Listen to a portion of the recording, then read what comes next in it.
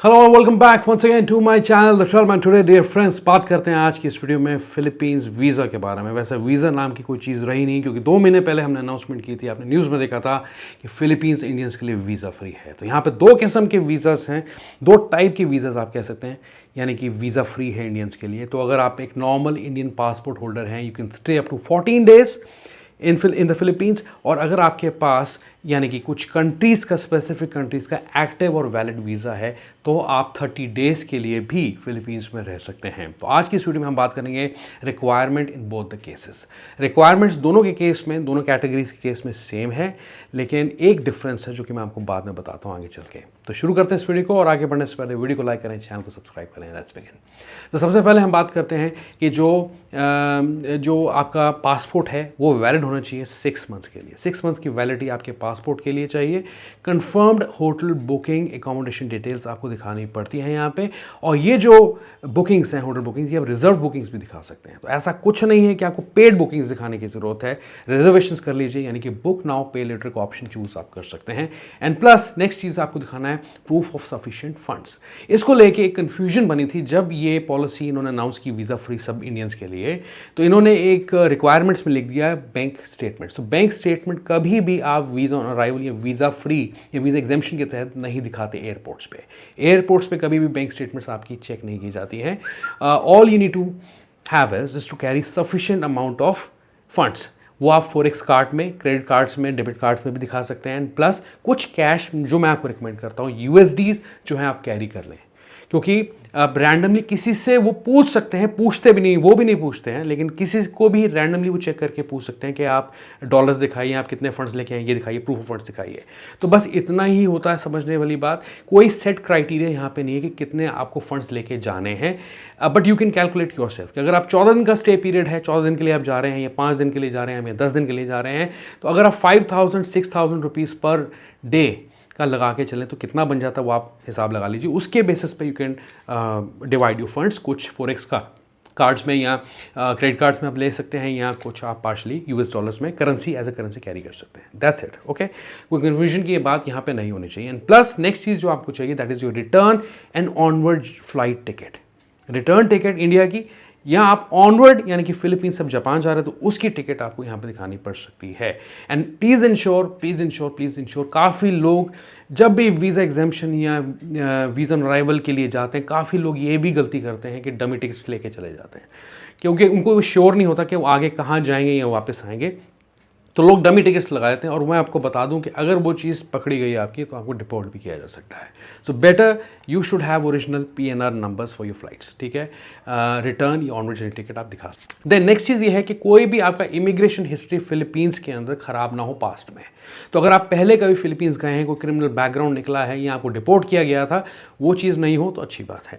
Next चीज़ हम बात करते हैं अराइवल कार्ड की। तो एक अराइवल कार्ड यानी कि इमिग्रेशन कार्ड आपको भरना पड़ता है, डिजिटल इमिग्रेशन कार्ड इसे कह सकते हैं। काफ़ी कंट्रीज़ जो हैं इस मेथड को अब अडॉप्ट कर रही हैं। तो जो इमिग्रेशन स्लिप आपको फ्लाइट्स में मिलती थी, उससे रिप्लेस करके आपको एक अराइवल कार्ड यहाँ पे भरना पड़ेगा। उसका जो लिंक है डिस्क्रिप्शन में दे रहा हूँ, उसको कैसे फिल आउट करना है वो भी हम आगे चल के देखने लगे स्टेप बाय स्टेप। और उसमें आपको बेसिकली अपनी फ़ोटो अपलोड करनी होती है। बता दूँ पहले से ही, आपको एड्रेस, अपना होम एड्रेस, पासपोर्ट की डिटेल्स, आपकी date of arrival in Philippines, date of departure from Philippines, flight vessel जो भी आप यूज़ करेंगे एंट्री के लिए, उनका फ्लाइट एड्रेस, फ्लाइट नंबर वगैरह आपको यहाँ पे डालने पड़ते हैं। और होटल जहाँ पे आज जाके आप स्टे करेंगे वही इन्फॉर्मेशन बेसिक आपको डालनी पड़ती है। अब आगे मैं बात कर लेता हूँ उन लोगों के लिए जिनके पास कुछ स्पेसिफिक कंट्रीज़ का टूरिस्ट वीज़ा है या उनके पास रेजिडेंस परमिट है। जो जैसे कि अगर आपके पास USA, Canada, Australia, Japan, Schengen, UK और सिंगापुर का वैलिड वीज़ा है, एक्टिव वीज़ा है, एक्सपायर्ड वीज़ाज इस केस में नहीं चलेंगे कि आपके पास जापान का वीज़ा एक्सपायर्ड है, आप उसको लेके चले जाएं फिलीपींस, ऐसा नहीं होगा। एक्टिव वीज़ा आपका होना चाहिए।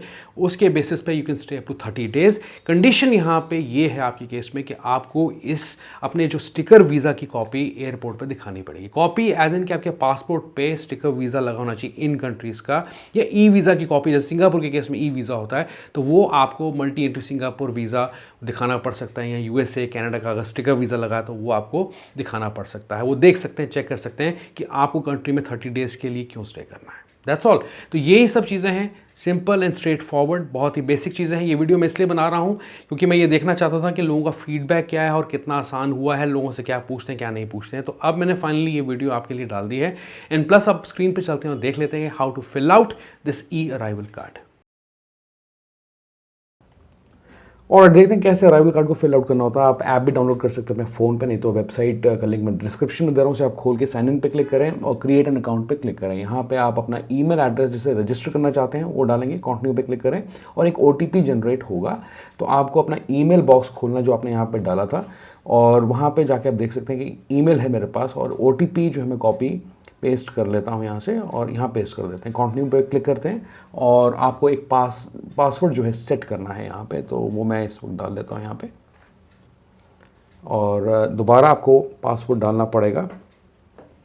कंटिन्यू पे क्लिक करते हैं। इसके बाद जो है आपको दो ऑप्शंस आते हैं, फिलीपींस पासपोर्ट होल्डर या फॉरेन पासपोर्ट होल्डर। तो मैं सबसे पहले फ़ोटो अपलोड कर लेता हूँ। कैमरा से भी फ़ोटो ले सकता हूँ या फाइल पे क्लिक करके फ़ोटो अपलोड भी कर सकता हूँ। तो अभी मैंने फ़ोटो अपलोड कर ली है।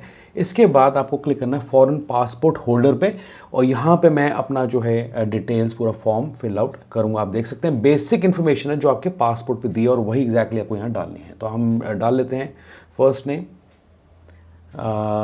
लास्ट नेम डाल लेते हैं। सॉरी, मिडिल में मैंने अपना लास्ट नेम डाल दिया है। लास्ट नेम यहाँ डाल दिया मैंने। ये अगर आपको कोई टाइटल है तो आप वो चूज़ कर सकते हैं, ये ऑप्शनल है तो इसे आप छोड़ दें, बिल्कुल निगलेक्ट कर लें। सेक्स मेल फीमेल मेल, और यहाँ पे डेट ऑफ बर्थ जो है आपको डालनी है। ओके, तो अभी मैं डेट ऑफ बर्थ डाल लेता हूँ। वैसे आई थिंक ये डेट ऑफ बर्थ ऐसे मैनुअली टाइप करके नहीं लेता फॉर्म में कुछ भी, तो आपको यहाँ पे मैनुअली कैलेंडर में जाके चूज़ करके डेट ऑफ बर्थ डालनी है। ओके, तो ये जो डेट ऑफ बर्थ है ये भी मैंने यहाँ डाल ली है। अब मोबाइल नंबर आप इंडिया का चूज़ कर सकते हैं, तो आप इंडिया टाइप करेंगे, ऊपर क्लिक करेंगे और 91 कोड आ गया और उसके बाद आप फ़ोन नंबर डाल दें, मोबाइल नंबर आपका। इसके बाद सिटीजनशिप इंडिया की रहेगी आपकी, कंट्री ऑफ बर्थ भी आपका इंडिया का रहेगा, पासपोर्ट नंबर आप डाल देंगे, इसमें कोई आप गलती मत करना, ठीक है। कंट्री ऑफ बर्थ इंडिया हो गया और यहाँ नीचे पासपोर्ट नंबर जो है मैं डाल देता हूँ। ये पासपोर्ट नंबर मैंने डाल दिया है। पासपोर्ट इशूइंग अथॉरिटी, फिर आप यहाँ पे इंडिया को सर्च करेंगे और ये इंडिया आ गया। पासपोर्ट इशूड डेट जो पासपोर्ट पे दी है वो आप डाल दें, तो मैं कुछ भी अभी डाल रहा हूँ रैंडमली।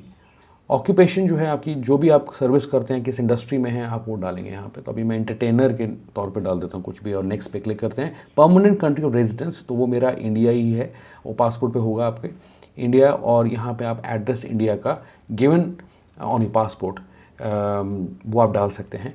और ये डालने के बाद आप नेक्स्ट पे क्लिक करेंगे, ठीक है। ऑप्शनल एड्रेस है कुछ एक्सटेंडेड, तो आप वो भी मेंशन कर सकते हैं नीचे वाली लाइन पे। चलिए इसको छोड़ के नेक्स्ट पे क्लिक करते हैं और इसके बाद ये आप डिटेल्स जो अपनी वेरीफाई कर लें। ये आपकी ऑन बोर्डिंग समरी है, जो आपकी पासपोर्ट की डिटेल्स हैं, बेसिक बायो, वो आपने डाल दिया। नेक्स्ट पे सबमिट पे क्लिक करके आगे हमारे पास ऑप्शन आता है फॉर मी, मैं अपने लिए भर रहा हूँ, तो मैं अभी फॉर मी चूज़ करूँगा और अराइवल एंटरिंग द फिलीपींस ये चूज़ करूँगा और कंटिन्यू पे क्लिक करता हूँ। इसके बाद ट्रैवल डिटेल्स मुझे यहाँ पे डालनी है, तो टूरिज़्म है मेरा पर्पज़ जाने का, तो हॉलिडे प्लेजर वेकेशन चूज़ करेंगे। एयरक्राफ्ट पैसेंजर फ्लाइट इन्फॉर्मेशन, यहाँ पे आपको अपना सर्च करना है एयरलाइन। यहाँ भी एयर इंडिया की फ़्लाइट शुरू नहीं हुई है, तो ये मैनुअली मैं डेमो के तौर पे डाल रहा हूँ। आपको कोई और फ्लाइट चूज़ करनी पड़ेगी और ड्रॉप डाउन में आप चूज़ कर सकते हैं, सर्च कर सकते हैं। इसके बाद ओरिजिन जो है मेरी फ़्लाइट का कहाँ से है, तो वो इंडिया से है और किस एयरपोर्ट से है, तो आप जैसे IJ एयरपोर्ट दिल्ली है वो आप डाल सकते हैं यहाँ पे। और इसके बाद जो है आप डेट ऑफ डिपार्चर, कब आप डिपार्ट करेंगे इंडिया से फिलीपींस के लिए, और ये आप देख सकते हैं कि 3 डेट्स हैं हमारे पास। विदिन 72 आवर्स इस फॉर्म को फिल आउट करना होता है, तो उससे 1 हफ्ता पहले करेंगे तो नहीं होगा, डेट्स एक्टिवेट नहीं मिलेंगे आपको। अगर आपकी कोई ट्रांजिट फ्लाइट है, यानी कि मान लीजिए आप सिंगापुर से ट्रांजिट कर रहे हो, तो जो ट्रांजिट फ्लाइट है, कनेक्टिंग फ्लाइट है, उसकी डिटेल्स आपको यहाँ पर डालनी पड़ेंगी। एनीवेज आगे चलते हैं और यहाँ पर मैं एयरपोर्ट ऑफ डेस्टिनेशन जो मेरा होगा मैनिला फिलीपींस में, मुझे डालना पड़ेगा। डेट ऑफ अराइवल मेरा जो है वो डालूंगा। अच्छा, एक चीज़ मैं आपको बता दूं कि इस फॉर्म में कुछ भी आप टाइप नहीं कर सकते। मैंने कोशिश की, तो आपको सर्च करना पड़ेगा। सर्च में जाके आप होटल का या फ़्लाइट का जो आपके फ़्लाइट का नाम है, होटल का नाम है, वो आपको डालना पड़ेगा। ठीक है, तो अभी आप देखेंगे मुझे एरर आ रहा है, मैं आगे नहीं बढ़ पा रहा हूँ। तो अब मैं सर्च फील्ड के अंदर जो है होटल का नाम यहाँ डाल लेता हूँ और ये ऑटो पॉपुलेट कर देगा होटल का नाम, ये देखें आप। और बस इतना ही करने के बाद मुझे नेक्स्ट पेज पे जाना है, हेल्थ डिक्लेरेशन देने की। कोई आपको फीवर या कुछ कफ वगैरह कोल्ड तो नहीं था, आप नो कर दें इसको। अगर ऐसा नहीं था, जैसे मैं नो कर देता हूँ, नेक्स्ट पे क्लिक करते हैं और ये देखें आप नेक्स्ट पेज पे आपको बैगेज डिक्लेरेशन के बारे में पढ़ना है, कस्टम्स के बारे में पढ़ना है, जनरल इन्फॉर्मेशन आपको चाहिए, कोई करेंसी डिक्लेरेशन कितनी आप लेके जा सकते हैं वगैरह वगैरह, इसे आप स्किप कर सकते हैं। और डू यू हैव लगेज और करेंसी टू डिक्लेयर, नो कर देता हूँ। और अदर ट्रैवल डिटेल्स, अगर मेरे साथ कोई पैसेंजर्स या मेरे सब बच्चे जा रहे हैं या वाइफ जा रहे हैं, स्पाउस जा रहा है, तो आप वो चूज़ कर सकते हैं। इसे अभी नो करता हूँ, नेक्स्ट पे क्लिक करता हूँ और यहाँ पे आपको सिग्नेचर करने डिजिटल अपने, और यहाँ हम कुछ भी कर लेते हैं, इसे क्लियर भी कर सकते हैं, रिमूव भी कर सकते हैं। नेक्स्ट पे क्लिक करते हैं और फैमिली मेम्बर के बारे में पूछ रहा है कि आप, पक्की बात है आप फैमिली मेम्बर को लेके जा रहे हैं नहीं, तो मैंने कहा नो, और यहाँ पे मैं इसको फ़िलहाल येस कर देता हूँ। ओके, तो ये जो मेरी डिटेल्स है, फॉर्म पूरा कंप्लीट हो गया। 5 से 10 मिनट लगते हैं इसको फिल आउट करने में। सारी डिटेल्स आप वेरीफाई कर लें अच्छे से और सबमिट पे क्लिक कर दें, जो कि मैं अभी नहीं कर रहा। और guys, thank you so much watching this video. I hope कि आपको ये वीडियो अच्छी लगी होगी, आपकी किसी काम की होगी। अगर ऐसा है, वीडियो को जरूर लाइक करना है, शेयर करना है और चैनल को सब्सक्राइब करना है। Good bye, take care, bye bye.